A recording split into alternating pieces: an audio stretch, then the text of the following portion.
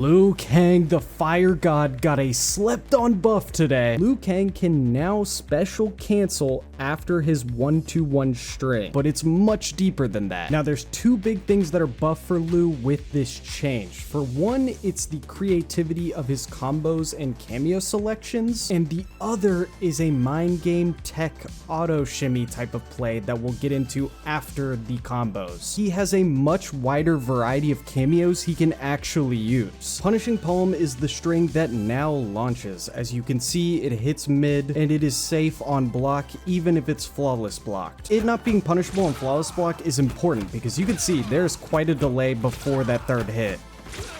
We're coming back to each part of this string and talking about the frame data, but let me show you the creative parts. Now on its surface, this buff feels pretty straightforward. We can just special cancel after the final hit. Beforehand, if you did this entire string, the only way you were comboing is using a cameo like that, which was kind of tough because hit confirming the 1-2 like this was definitely difficult in online play because the hit confirm is so quick. This 1-2 comes out really fast and it was just hard to get the special move afterwards unless you just dialed it in. Well, the first big change that comes along with this is Liu Kang now gets meterless and no cameo required damage in mid-screen. Now, you're probably looking at that combo and thinking, wow, 27% isn't that much. There's characters that do like 35% meterless in this game, some even 40 probably. The thing is, that damage is coming after the fastest jab in the entire game. Liu Kang is the only character in the game with a 6-frame jab. That's also +3 on block, by the way. And once we're over in the corner, of course, resourceless damage only gets better from here. I'm not a Liu Kang main, and that's still 32%. But before I get into the tech around this move that'll be good, let's talk about the creativity in some of the cameos he can select now that he has these buffs. Yes, we're gonna use Scorpion to start. Right here, because I'm launching, I can spend a Scorpion damage buff. This is just a waste of meter, by the way, but 46% into a wake-up situation where the opponent had to take an amplified damage throw or end up getting hit by one of Liu Kang's great mids. So right here. Oh, you shouldn't have woken up with a duck. You just took a chunk load of damage. I shouldn't have dropped that. I could have done nearly Scorpion's entire health bar if I actually could confirm a combo. And this 1 bar, easy to confirm damage is just nothing to scoff at, right? How much does that do? 43%, 1 bar, and the Scorpion spend into the setup, as I just showed. It really just in general helps Liu Kang convert off of things he would never be able to previously. That's just me throwing a fireball out there. Same with the low fireball like this.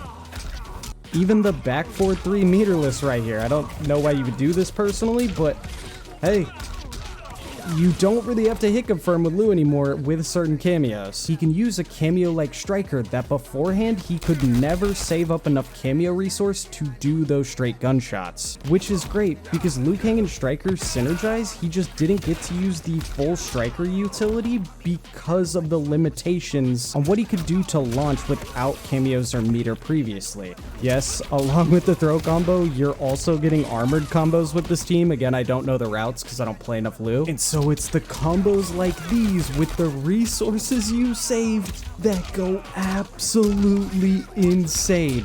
This does so much damage. No fatal blow, no down 2 amplified. Yes, it's 3 bars a meter, but I could have stopped it early or optimized it like a real Liu player would and still would have done close to 60%. Now, Jax is another one I've seen people talk about. I want to show you competitors' tweet right here. He was showing the setups you could now do with Liu Kang and Jax. I think that's pretty cool now that Jax just got buffed to have a full screen ground pound. But on top of that, we are also about to get into the mind games behind this string. It actually is an auto shimmy now, and I love that. So I said I was going to come back to this move. Let's look at 1-2. It is 0 on block, so you're not at advantage or disadvantage, and it also hits mid. Now you're probably thinking, oh, there's a gap right here, so that sucks. Like, you can't really mind game the move at all. And yes, there is the armor gap for full combos, but if we set Scorpion to block, look at that timing versus this timing right here.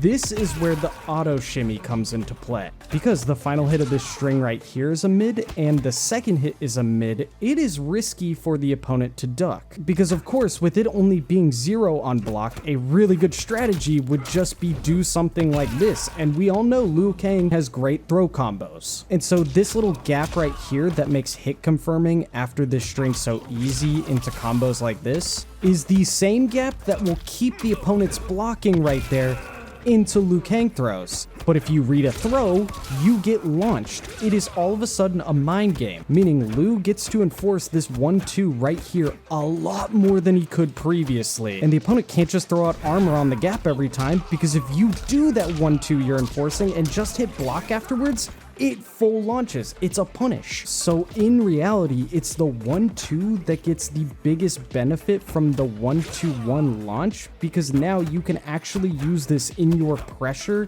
to enforce mids, to enforce the throw game, even though now you don't even have to worry about going into another mid. You just have the mid launch right here. I think this buff is doing more than what some people think. I think he could use a little more love to his creativity, but this is a huge step in the right direction to bring other combo routes into his kit, alongside building him towards that character archetype more, which is true strike throw.